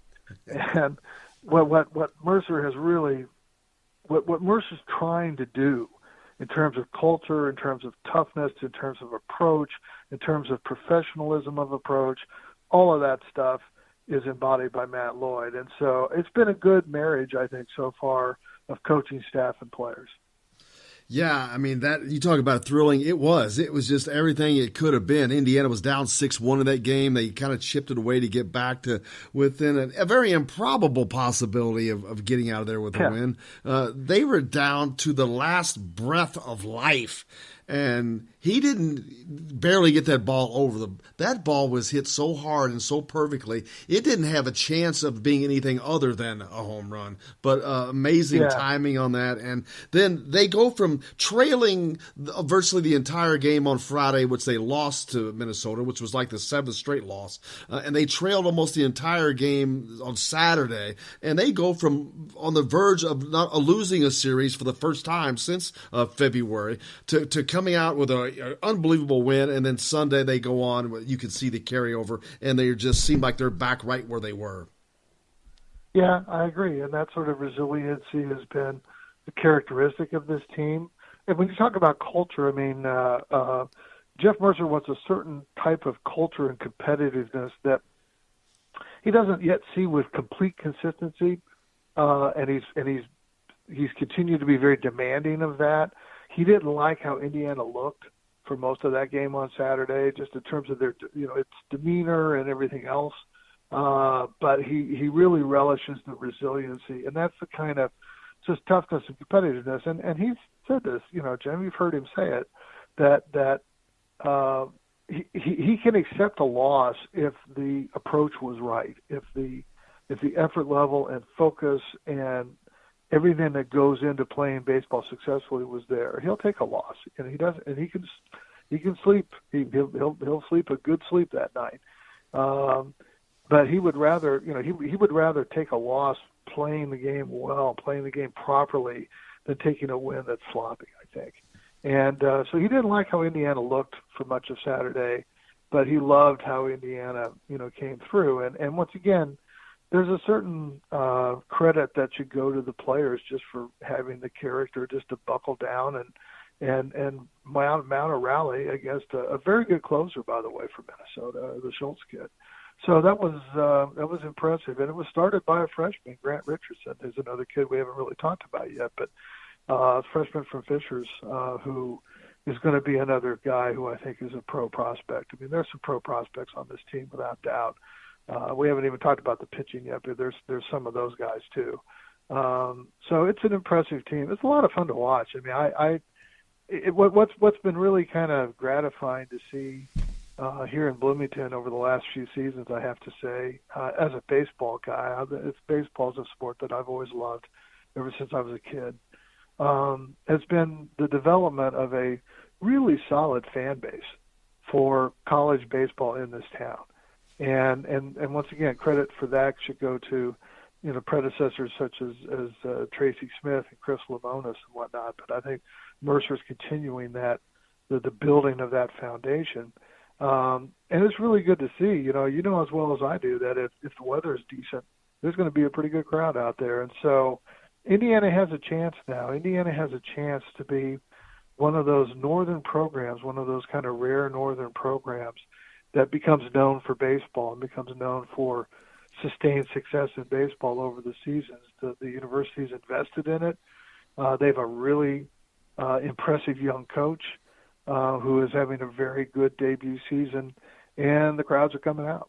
So it's been really positive, and they sure got rewarded on Saturday. I mean, that was one of those deals. The people that hung around got to see a really thrilling moment on Saturday. Yeah, it was spectacular, and I have been surprised every time I'll show up, and I'm like, golly, what a crowd they got here! It's amazing. But they do a heck of a job, and the community does a great job supporting them. But you're right, the crowds are amazing for a college baseball game, and they're consistent too. Yeah, it is really. I mean, as I said, if the weather isn't awful, the people will come out, and that's once again that's one of the challenges or the hurdles for teams that are north of the Mason-Dixon line. They can't play year round. They can't it's not as much of a college baseball culture up here just because of the weather. It's just, the weather can still be pretty frightful, even this time of year. So it's more difficult to build and sustain. But I'm starting to see it at IU. As I said, the university made an investment in it, and that investment is continuing to pay off right now. And I think that it'll be interesting to see how it continues with Jeff Mercer here in regard to his recruiting, for example. It's the lifeblood of any program.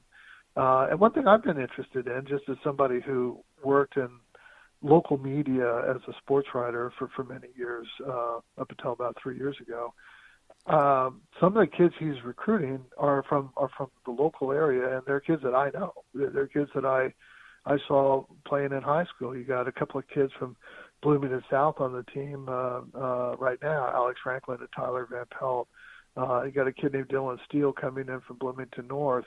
Braden Scott is from Shakamak. Shakamak's been a great small school program for years, won a state title, a state 1A title. Linton has had a great program for years, and Kip Fujarus is going to be coming in from there. Edgewood has two guys, and once again, we've got really good coaches in the area, so we got Bob Jones and Sam Jones over at Edgewood, and they're sending two guys to the program this year. So that's kind of been cool for me to see that Jeff is investing in some of the local kids, and then he's also drawing in kids from around the state. And he's starting to go a bit further afield now in terms of taking some commitments. That's going to be interesting to follow too, because as well as I do, Jimmy, that how you recruit is going to have a lot to do with how your coaching tenure is going to pan out here. But it's been interesting for me to see early that he's perfectly willing to take local kids, and in fact is encouraging local kids to come in. Which is amazing that you can have that much talent that close, but he's certainly getting it done. As far as their season is going, they're about 3/4 of the way through it. They've got about 10 games left. 7 of those, unfortunately, coming up now are going to be on the road for them. They've got a series this weekend, I think, at Illinois. Or is it Michigan this weekend? I can't remember. It's Illinois this weekend. And then they've got a Kentucky game in between, and that's a good Kentucky team that they have to go to Lexington and play. It is, although Kentucky this year is 22-22, so they're not up to their recent standards of really kind of rolling over everybody. They've been tremendous down there, but they play in the SEC, so the 22-22 record should not be misinterpreted. They're still going to be a very good club, but Illinois, just for starters, is a top 25 team in RPI. People should know that. The Illini are 28-14. They're 12-3 at home. They're hitting 284 as a team. They got 3 really solid starters. They got a kid named Andy Fisher with a 2.98 ERA and a 5-1 record. He's got 70 strikeouts and 66 in the third innings. Cirillo Watson is 3.38 ERA and 4-1. And Ty Weber is a junior. It's 2.85 ERA. So they've got guys. They've got really solid. They got 3 solid starting pitchers, and they have a designated saver, a kid named Garrett Acton, who's got 14 saves. I don't know how many Matt Lloyd has for IU, but it ain't 14. I think it's like 6. So that kid has a 1.90 ERA. So there's some pitching and there's some hitting. There's not nearly the power Indiana has. Illinois has 29 home runs, for example, compared to IU's 79, or 77. So there's almost a 50 home run difference there. But the Illini can score runs and they can pitch. They've had some interesting results too. I was checking out their schedule, and they've beaten Coastal Carolina twice. They lost to them once, but they took 2 out of 3 from Coastal Carolina, for example. They beat Wake Forest. In the Big Ten, they've been basically breaking even. They're 8-7. They got swept by Iowa. They went 1-2 against Maryland. They went 2-1 against Minnesota, just as Indiana did. They swept Penn State, just as Indiana did, and went 2-1 against Nebraska. So anyway, it's a very competitive team, and Illinois has been pretty good in recent years, pretty much every year. They've got some impressive batting averages. They got 3 guys hitting over 340. They got senior third baseman Grant Van Scoy is hitting 357. Zach Taylor, who's a senior center fielder, is hitting 352. Michael Massey, a junior second baseman, is hitting 340. Both of those last 2 guys have 10 doubles. Van Scoy has 8. So, yeah, they're not the home run hitters. Taylor has 7 home runs, which is a healthy number. But they get on base. They have a lot of guys that can move the baseball and put the ball in play.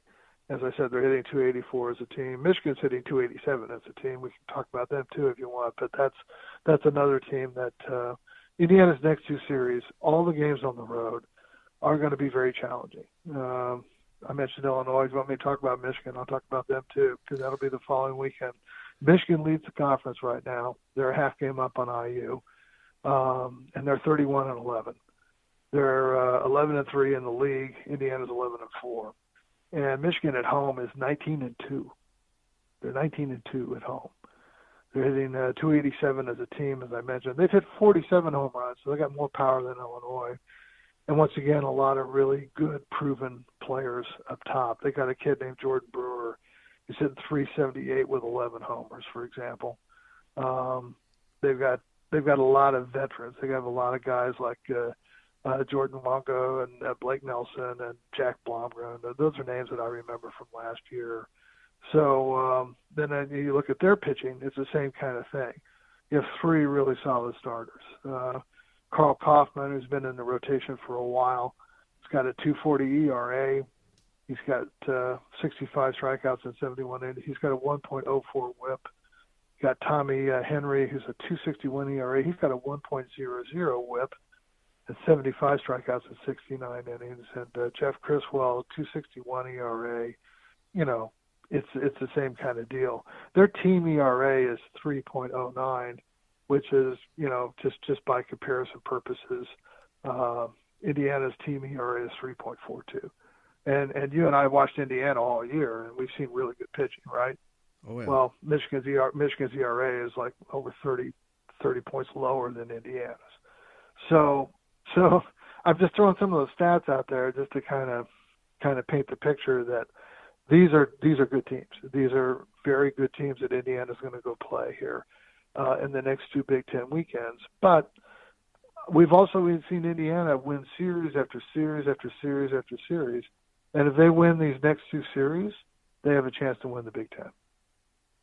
And that'll be very special for them. I know that Coach Mercer would love nothing more than to see that happen. But they've got bigger things on their plate that they're hoping to get to as they head to the NCAA tournament later on this year. But hopefully we'll be able to get you on. We can talk more about that as we head through the baseball season. I can't thank you enough for joining us, Andy.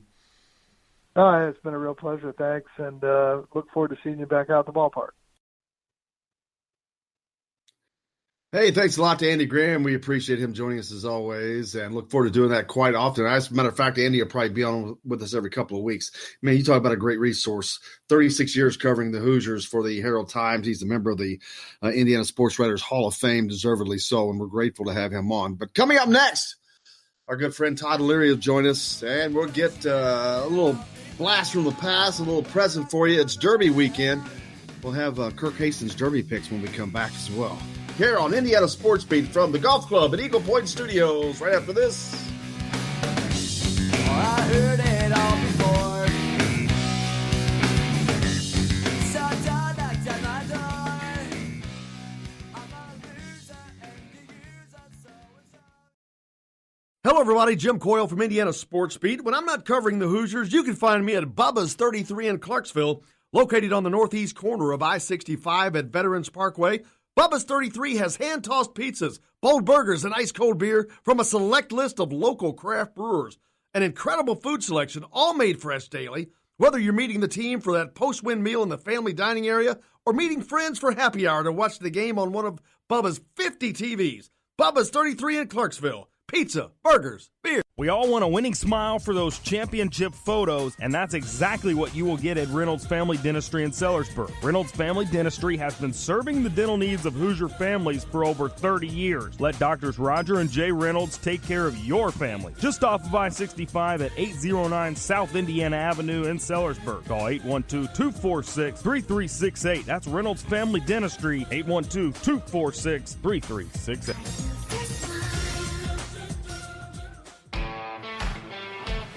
Now that warm weather has arrived, it's time to hit the links, and there's no better place than the golf club at Eagle Point in Bloomington. Voted best golf course by the readers of the Bloomington Herald-Times, the golf club at Eagle Point is under new ownership, has new fairways and bunkers, and it's open to the public. When the round's over, there's cold beer and a full menu at the Eagle Point Pub and Bistro. Call 812-824-1100 to make a tee time. That's 812-824-1100. The golf club at Eagle Point in Bloomington. It's Jim Coyle with the Indiana Sports Beat. And I'm Justin Kalen with Indiana Sports Beat. Justin, what's your favorite show? It's got to be Indiana Sports Beat, but I'm not ever sure where to find it. Well, you can always like and follow us on Facebook. Always follow the show rebroadcast on iTunes, Google Play, iHeartRadio, Spotify. TheDailyHoosier.com is a great place to sign up for each and every day. Or, of course, on 97.7 The Ref in Evansville. For the best recycling and waste removal service, turn to the area's leader, Sweetland Waste Removal and Recycling, a homegrown company serving southern Indiana since 1995. Sweetland Waste Removal and Recycling serves Floyd, Clark, Harrison, and Washington counties. For excellent service and peace of mind, call Sweetland Waste Removal and Recycling today at 812-944-5642. That's 812-944-5642. Keep life sweet with Sweetland Waste Removal and Recycling. All across the country, people are coming together to speed up what we can learn about health. The All of Us Research Program is calling on 1 million people to join us as we try to change the future of health.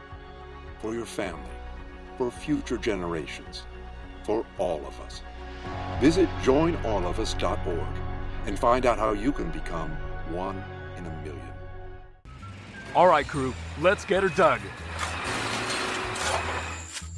Honey, want to give me a hand? I'm planting that tree, remember? No matter how large or small your digging project may be, no matter how urban or rural, you must always call 811 before any digging project. 811 is our national one-call number, alerting your local utility companies to come out and mark any lines they have near your dig site. You must call 811 at least 2 to 3 business days before any digging project, so you can avoid hitting our essential buried utilities. This includes natural gas and petroleum pipelines, electric, communication cables, and water and sewer lines. So before you do this or this, make sure you do this. For digging projects big or small, make the call to 811. Brought to you by Common Ground Alliance. Hey sports fans, this is Lily King. Make sure you tune in to Indiana Sports Beat with Jim Coyle. Today's guest is brought to you by Bubba's 33 in Clarksville with hand-tossed pizzas, bold burgers, and ice-cold beer. Pizza, burgers, beer. Bubba's 33 in Clarksville. Well, the Derby favorite is, of course, Who Smelt It and Dealt It. But this is, I think it's because of this heart has such a big heart, and it's going to be it's not going to be the favorite, but it'll be one that gets a lot of action. His Hearted, Hearted, and we're just going to really pull for him down the stretch. So we'll see how this goes. How do you think it's going to turn out? Well, I think it's going to go something a little like this. All right, ladies and gentlemen, it's a beautiful day at the Derby. We're getting ready to get set, and they're off. Well, Hoof Hearted is really thinking it up out of the gate, but hopefully they'll pull it out down the stretch. And, man, I really am disappointed. Or Hoof Hearted is pulling out. It's going past Sharman. Hoof Hearted is coming down the stretch. Hoof Hearted is picking up ground on Who Smelt It, They Dealt It. Hoof Hearted. Unbelievable! It is unbelievable. These people are throwing it's toilet paper. Hoof Hearted wins. It's Derby weekend. A little throwback from Kirk hastened last year, man. That's unbelievable. And we're joined now by our great friend and appreciative to have him, Todd Leary, sir. How are you doing? Man, you were always golden, but that was dude, that was completely unplanned. Last year, I swear, I turned it into it was Derby weekend, so I turned it into an Indiana theme, and I had a bunch of people. I think, I can't remember if you were on there or not picking a Derby horse, but even had Coach Bill Mallory on with us. But Kirk had asked me previously, say, can I make up my own horse's name? And I was like, yeah, okay. I was having people pick their Derby winners, and he wanted to pick his own horse's name. I'm like, sure, I don't care. I had no idea where he was going, and there was no plan of any kind. And he comes up with that name. I'm like, okay. And so I said, well, how would that race go?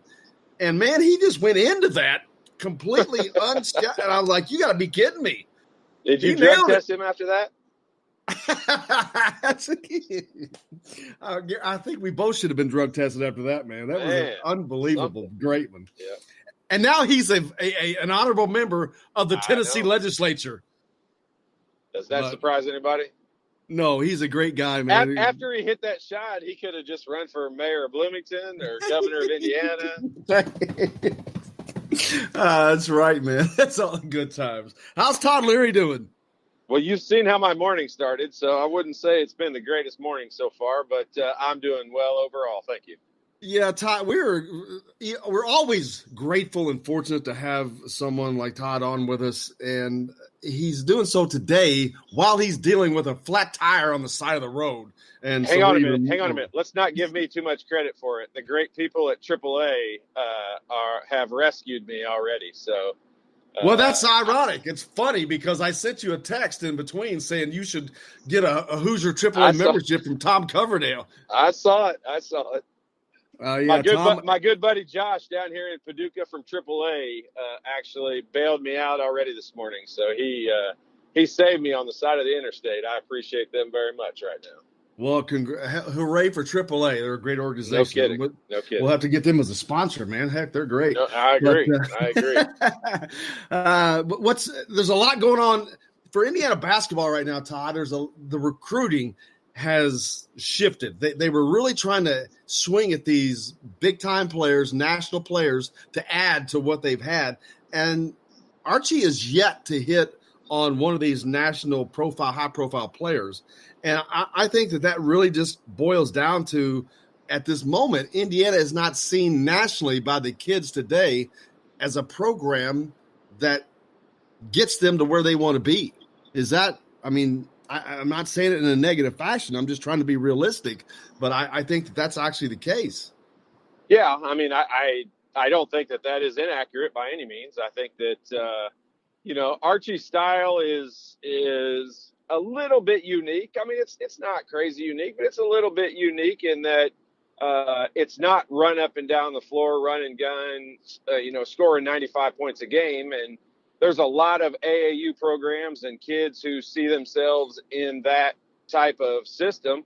And so, that probably eliminates Indiana from a lot of those players, top three that school's going to choose from. But, my opinion on this, and that is I could care less about that. I don't care about 4-star, 5-star ratings. Those things do not mean anything. Those rating systems are done by people, for the most part, that have never played a second of probably high school, but for sure college basketball, and they have no basis to rate people other than every kid that plays on a shoe sponsored team, a Nike and Under Armour or an Adidas team, they all get ranked somehow. And I know kids that were not ranked anywhere nationally, and they go play in a Adidas national tournament, and all of a sudden they come out and they're ranked in the top 75. And it's a political system. Don't believe those rankings. I don't care what guys are from other places are. I want to get some kids in there that want to play for Indiana and that will fight you and do everything that the coaches ask them to do, and get some role players in there. I think that it's being proven across the country that if you get five five-star players coming in a class, yeah, you're going to get a lot of hype and you're going to play a lot of ESPN games, but you're not going to be playing that last weekend in March. So, I'm my opinion of that, and I don't care about those nationally ranked players at all. I want some guys that want to play at Indiana and can play some roles and set some screens and get the Romeos of the world open and get them the ball and let them be who they are. But you can't have 5 of those guys on the court. Yeah, I was watching some video from back in your era yesterday. Just it popped up on my YouTube. Was it black feed. and white? Yeah. No, it was actually in color, believe it or not. Wow. It may have been digitally enhanced. I'm not sure. You had it redone. I know. But that's exact. I mean, again, I always refer back to your era because it's the perfect. It seemed like a great analogy for everything we talk about because it encompasses so much. But you guys had a group. You had a group of Indiana players mixed in with a few outside of that. But it was guys that stayed in their lane, bro. They stayed in their lane and they did what they're supposed to do, and they did it so damn well. And the team was impeccable because of it. Yeah, I mean, we had a group of guys that, we were mostly a lot of us from Indiana, but then you get like Eric Anderson that was from Chicago, and you get Chris Reynolds from Peoria. I mean, they're all kind of right around here. Jamal was from Illinois. Everyone was kind of from right around this area, even if it wasn't within the state. And guys had enough Bob Knight exposure to know what they were signing up for. And so, there were guys that transferred, and it's not for everybody. I'm the first one to admit that, but it doesn't make them bad players or bad people or anything. It just wasn't for them. And this system for Indiana players could be a whole lot like that. And I don't think you need all of the 5-star, 4-star recruits. You need 1 or 2 of those guys that's going to be on the floor all the time. And then I'm telling you, you need 3 solid, I'll call them role players, but you need 3 very valuable guys that are on the court all the time. That's honestly why I think Painter's been pretty successful at Purdue, because he's willing to recruit those guys and he's putting a team out there on the floor and building it around 1 or 2 people. And, I'm not saying Archie's not doing that, but I sure see a lot of recruiting stuff that's all about the top guys in the country. And, once you've got a couple of those on your team, I don't know that you need to go looking for another 3 or 4 of them each season. Yeah, we talked about this a couple of weeks ago about the NCAA tournament this year, how it was one of the best tournaments ever. And the Final Four, those one and dones, they weren't there, man. There were guys in there starting and being the impact players that were the 300th quote unquote rated player that season. It was just a mix of good teams. Look at Villanova. They won 2 out of the 3 national championships before this season. I don't recall them having the top recruiting class either, but they were good teams. And all these teams that win are good teams. Yeah, no doubt about it. I mean, they, Duke is kind of the prime example, because I loved watching Zion Williamson play as much as anyone did, believe me. And when he was out and hurt, I don't think I even watched a couple of those games that they played, that were big ESPN Tuesday night games that were the game of the week. And I don't even think I watched them because I wanted to see Zion play too. But that's all media and hype. When you get down to the end of it and you give really good coaches across the country a chance to work with their players for 4 months in a row, they put something on the floor that's going to beat those teams that are the hyped one and done type guys. There'll be some teams that come in here. There'll be some, I'm surprised Duke didn't pull it off, to be honest with you. They were so talented. It was just insane. And they have a great coach. But there'll be another one that sneaks in here and wins. But Kentucky's kind of the prime example of all of that. I mean, year after year, they always have 3, 4, or sometimes 5, one and done guys that come in there. And yeah, I know they won it several years ago, but with what they bring in and the hype they get, they should win it more often than they do, and at least have a bit more success in the tournament than they do. And that's not the product I want to root for. So that's why I'm not a Kentucky fan. I want Indiana to I'm not saying get back to the Bob Knight era, although it kind of seems like that, because that's the kind of team I want to root for. But I just want some guys that want to play for Indiana. I'm tired of the prima donna guys that feel like that, they're too cool. That was Coach Knight's thing. I don't need you to be cool. I need you to do your job and be happy about it. And that's what I want to root for. Yeah, exactly. And before I forget, got a text into the show asking for Todd Leary specifically, what is your game plan for the course today? I am on my way to Hurstbourne Country Club today, and I'm super excited about it. So my game plan is to hopefully it's not going to be too wet because I need the ball to roll out a little bit. I'm getting up there in age. Well, I hope it's drier at Hurstbourne than it is in Bloomington because it's raining here. But wish you luck there. It's not going to be. Johnny Ballgame, of course, sent that text in. We appreciate the text as always. And, I think we're ready to bust out an exclusive here. A rumor is that you were paid $10,000 a month when you were playing college ball. Is that right? Well, if it is, I'd love to see what account that's in because I could sure use that right now. That would be awesome. As soon as I find that, I'll be the first one to let you know. I hear you, man. Hey, brother, I wish you the best of luck on the course today. I hope it's dry. You hit them long and hard, and they roll far. Yep, I appreciate it. Thanks, man. Thank you, brother. Thank you, Todd Leary, for joining us today. Hey, that's going to wrap it up for the week, for today, for the week. I hope you guys are ready to have a great weekend. We appreciate you joining us. And for Jake, I'm Jim Coyle, and I will see you on the radio. Quicksand's got no sense of humor.